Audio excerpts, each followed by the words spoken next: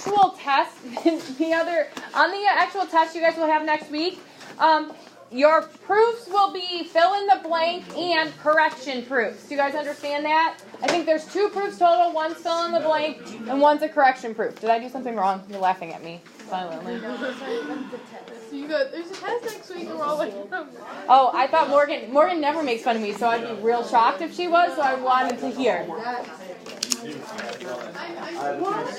Oh, good. Because I was going to say, over the 2 years that I've had her, she does not make fun of me, so. You are.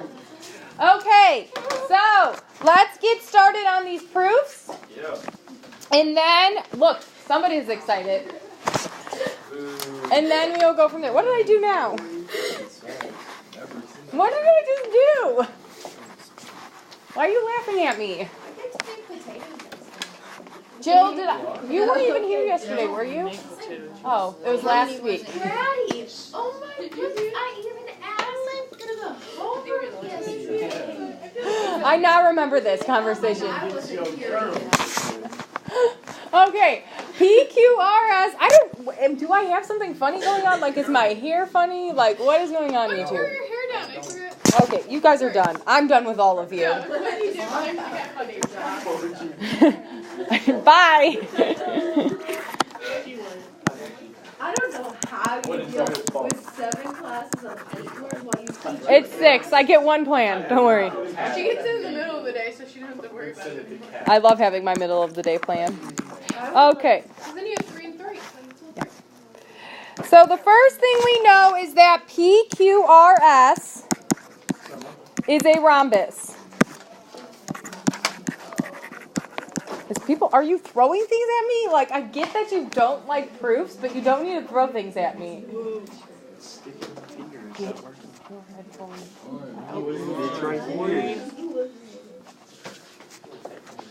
Don't forget to write that. Oh, yeah. I've done that before, so. As frequently as I want. So, what is the definition of a rhombus? I don't know. Square that's tilted. No. You don't have to have the diagonal thing. know. What is the definition? I just write things parallel. No. I don't think we've learned this yet. It was on the construction day. Oh. Yes. It's a quadrilateral. A parallelogram with all the sides congruent. Thank you, Helena. And the diagonal. It has nothing to do with that. I asked for the definition. Okay, so all of the sides are congruent. We need to prove that things are perpendicular. So I'm going to look only at this triangle here to prove that PT is perpendicular to SQ. That's what we're trying to prove here. So PT is perpendicular to SQ, so I'm going to use this triangle here, which I should have used a different color. Then why do I PS this? Because there's triangles there.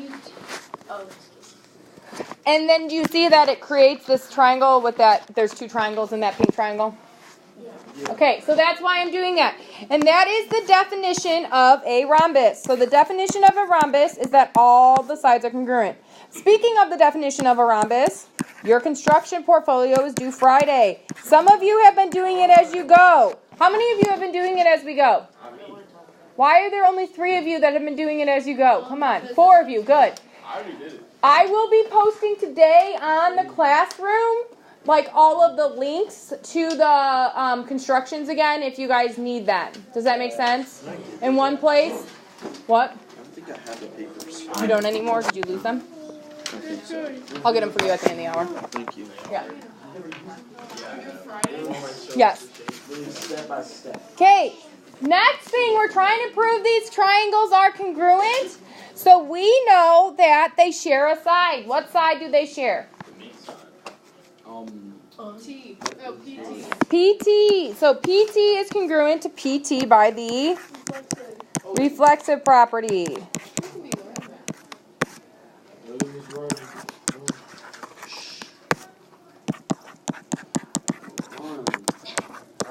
I know. Rob, stop.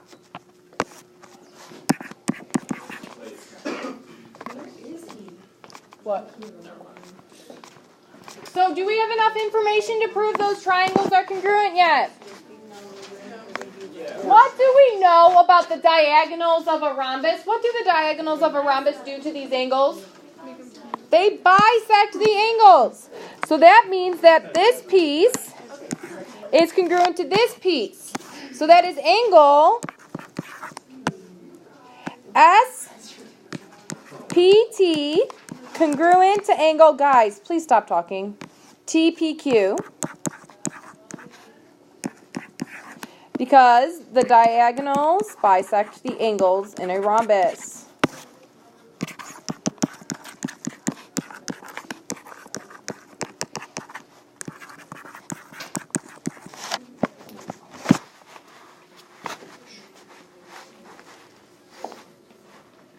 So now do we have enough information to prove those two triangles are congruent? Yeah. So Hayden, what two triangles are congruent?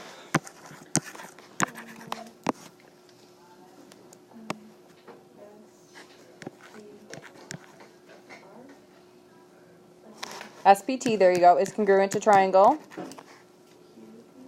QPT. And what reason would we be able to write there, Morgan? What is the reason for that?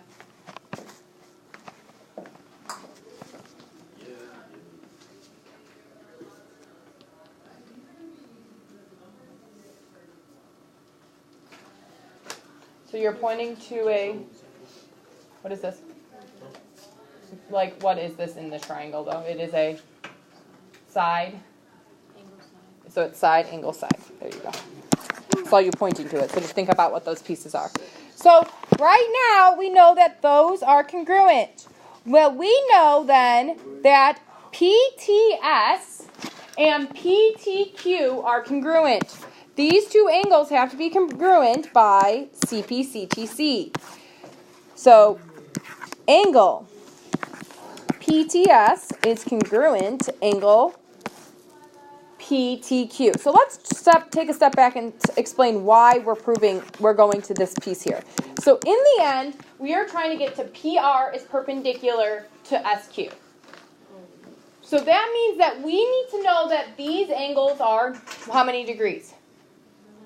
90. So we need to get to the point where we can say those are 90. The only way to get to those being 90 is to have some sort of addition going on where we can add them up so that a number appears. So we are going to have to be using our linear pair postulate where, two things that are next to each other add to 180. And if those two are congruent or the same, then they're going to be able to replace each other, which means that they have to be, 180 divided by 2 is 90. The issue is that sounds easier coming out of my mouth, but now we have to put it into the actual proof, which is the hard part, right? So like you guys, I think for the most part, most of you probably understand, the linear pair being 180, dividing it by 2 because those are the same, so 90 and 90, right? Now let's get that into the proof. That's the issue. So because of the linear pair postulate, do you guys see how these two angles, PTS and PTQ, form a line? We can add those up to set them equal to 180. So angle, the measure of angle PTS plus the measure of angle PTQ equals 180 because of the linear pair postulate.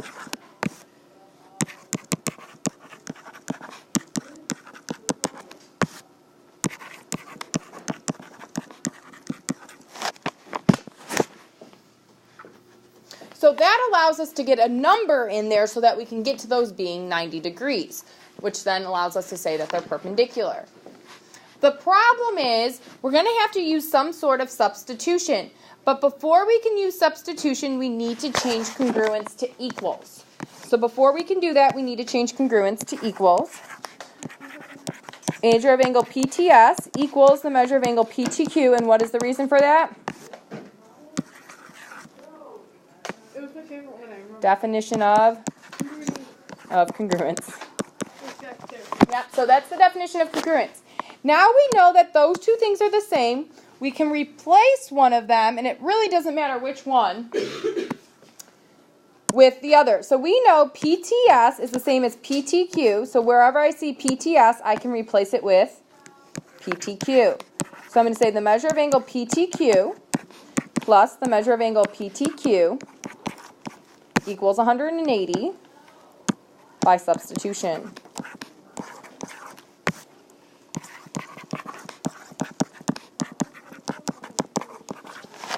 I'm going to have to come over here. What, is this proof too short for you, Lindsay? There's not enough room. That's why you have to come over here, Lindsay. I know that, but if we're gonna do proofs, Or maybe I should just make them. or we just not do it. I'm trying to paper sideways. Oh, that's interesting. How many more steps are there? 3. So what can we do now that we have like terms? What can we do? How many PTQs do we have? We have 2 of them. What do we say? We don't say combine like terms. What do we say? Substitution. We are replacing that. So this is substitution. Now what do you guys think we're going to do? Divide by 2. So the measure of angle PTQ is 90, which is exactly what we wanted to get to. So that is by the what property? No, I wrote it down because you were right.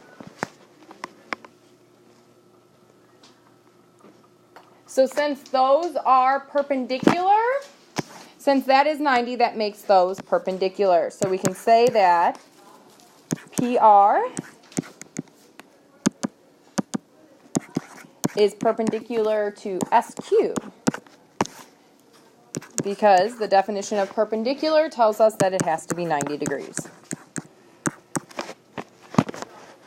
Proof done. QED.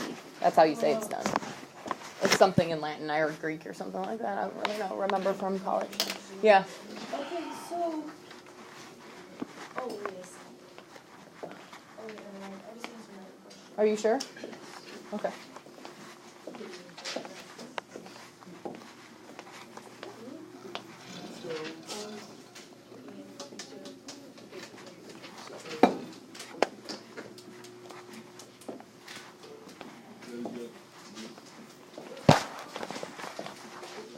I need to find boot socks. Where do you find those at? My sister's closet. Yeah, that's not going to help me. Thank you. You can get them, I think they got either used from Old Navy or there's like American Eagle has really cheap ones. That are, Do they? So I have really thick ones, but I don't like that. Those ones are like thinner. these are more like leg ones. Right. Yeah. Some people have like weird stuff. Okay, so we start off, and we know that we're trying to prove that each diagonal bisects opposite angles. So we're trying to prove 5 and 6, 5, 6, 7, 8 are congruent, 1, 2, 3, 4 are congruent, basically, is what we're trying to do there. So what you should notice here is that we know that it is a rhombus. And by the definition of a rhombus, what do we know? Come on, guys. What do we know by the definition of a rhombus? Helena told us before. All the sides are congruent. So we can say all of our sides are congruent. So AB is congruent to BC, which is congruent to CD, which is congruent to AD. And that's the definition of a rhombus.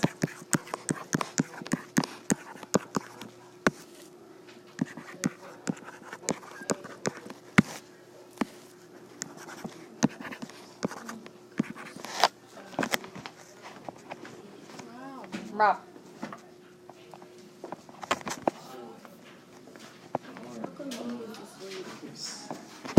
I don't want him to sleep. You won't listen to me.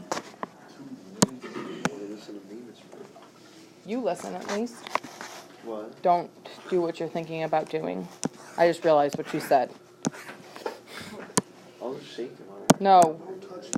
That's what I'm literally telling you him that. So just stop. Okay. So do you guys see the 2 triangles there that we're trying to prove congruent? Do you see the pink and the blue triangle here? Do you see how we already have 2 sides? Do you guys already see that? You don't see that we already have 2 sides? What other side do they share? So there's two different triangles here, so we're actually going to be proving all of the triangles at once. So let's start with this one. They share BD and BD, right? What is the other two triangles that I'm looking at here? So BD is congruent to BD. And if I'm going to go green and purple for the other two. I accidentally did not use 2 fingers to move it around. Do you see that we also have this triangle here? These two, so what side do those ones share? Which ones do those ones share? So that'd be AC is congruent to AC. So we're doing 2 things at once. We're proving 2 sets of triangles here. And that is the what property? I just didn't say yes. I'm writing it. You are correct. You are doubting yourself way too much, Lindsay. Stop. Because you just That's because you're doing it right. All right. So we then have to prove those 2 sets of triangles congruent. So what is the one set of triangles congruent that we have here? Give me one set of triangles that are congruent, Casey. I'm doing 2 sets of triangles here. So let me show you this here. Let me redraw it on the board.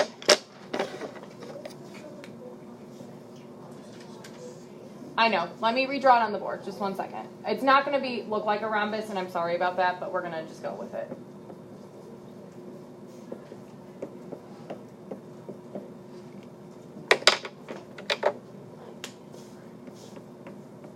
So these are the 2 triangles I have, right? Yeah. Okay. And then I'm also doing, where's the other diagonal here? Okay.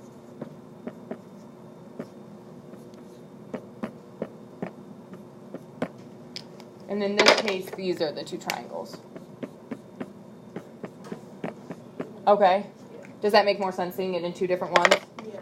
Do you guys see that a little bit better with me redrawing that? So do you see how we're saying all the sides are congruent, and then we said in this 2 sets of triangles, BD is shared, and in this 2 sets of triangles, AC is shared. Do you guys all see that now? So give me a triangle, 2 sets of triangles, Casey, that are congruent then. Triangle what? Would that be ABC? Is congruent to triangle. I'm going to say CDA because of the order there, but yes. What is the other set of triangles there? Cameron, what's the other set of triangles that are congruent? If you're looking at this one, she did this one. What are the 2 triangles here that are congruent? Triangle. And then we'd have to start with C because you started with A. Do you see how those are the opposite angles from each other? So C, DB.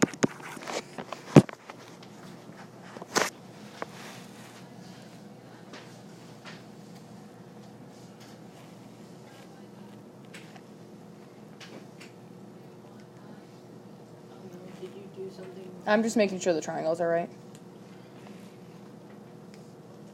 A, B, C, A, D, C, A, B, D, C. Here, let's switch these around so that the A's and the C's align. So I'll write those in different colors here. So A and C should be aligned. And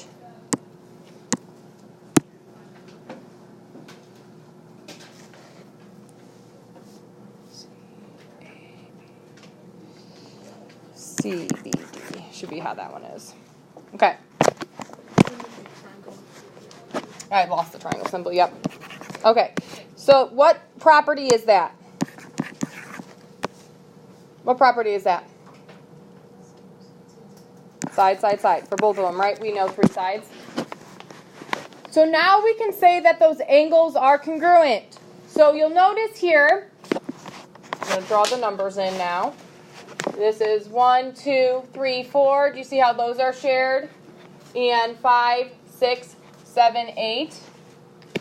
Those are all going to be congruent. So angle 5 is congruent to angle 6, and angle 7 is congruent to angle 8, and so on and so forth. So first we need to say, though, do you guys see that we have an isosceles triangle here? Yes. So if sides, then angles. So we know that 6 and 8 are base angles, and 5 and 7 are base angles, and we know that 1 and 3 are base angles, and 2 and 4 are base angles. Do you guys see that? So that's the base angles theorem that we have there. So we're going to say angle 6 congruent to angle 8, angle 5 congruent to angle 7,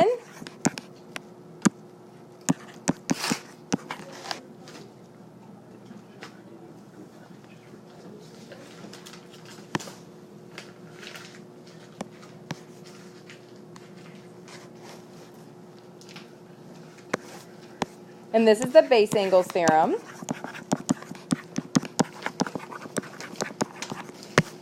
If sides, then angles.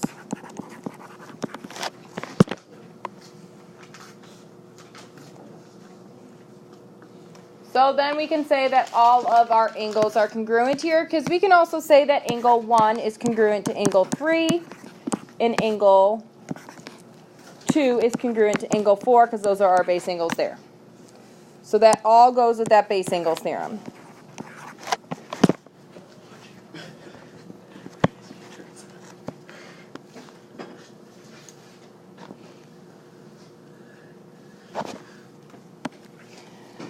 So we then have angle 1 congruent to angle 2, angle 3 congruent to angle 4,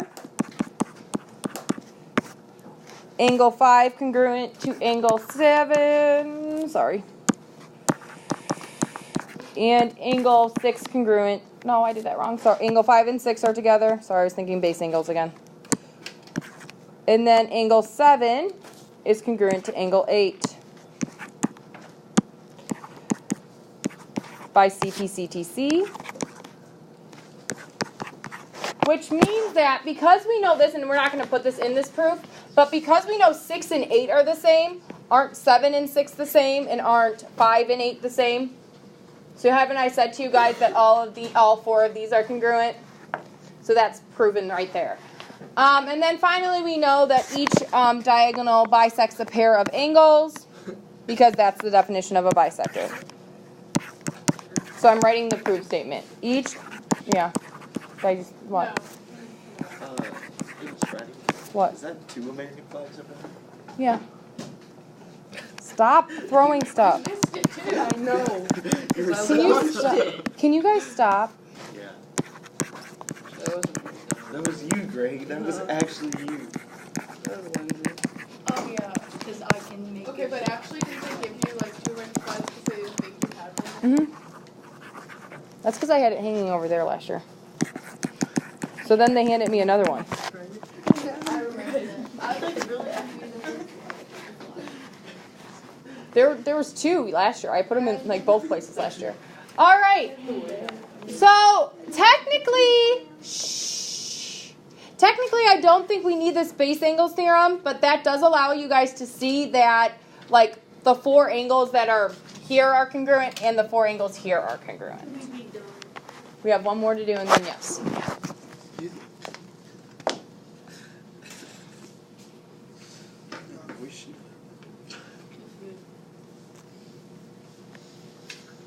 Okay.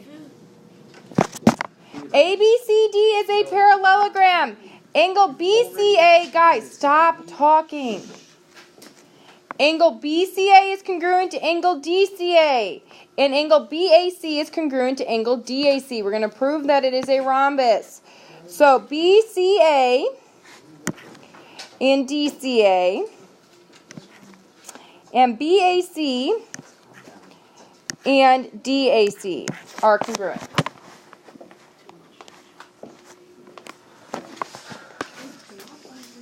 So, what is the given information that they have not written in here? So I have ABCD is a parallelogram given, BCA, DCA is given, so what piece needs to be in here?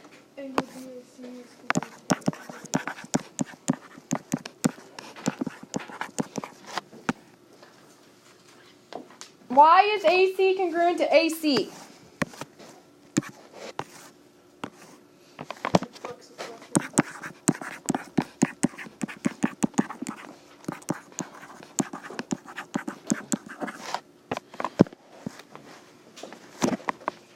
So it says says angle side angle proves these two triangles are congruent. So what are the two triangles that are congruent here? Greg, what are my triangles that are congruent? BAC and BAC. And that's by angle side angle. So then it says BC is congruent to DC. BC is congruent to DC. What is that? Why are these two congruent? Katie? CPCTC. Corresponding parts of congruent triangles are congruent. And then it says something is congruent to AD by CPCTC. What is congruent to AD by CPCTC? AB. So then it says that all of those pieces are congruent by the transitive property. This also has ABCD as a parallelogram, which means DC is congruent to BA. So DC is congruent to BA is the opposite side. So it's saying that if these two are congruent, then all four of these pieces are congruent. So since all four of our sides are congruent, we know that this is a rhombus, because that's the definition of a rhombus. It's a parallelogram with four congruent sides. All right.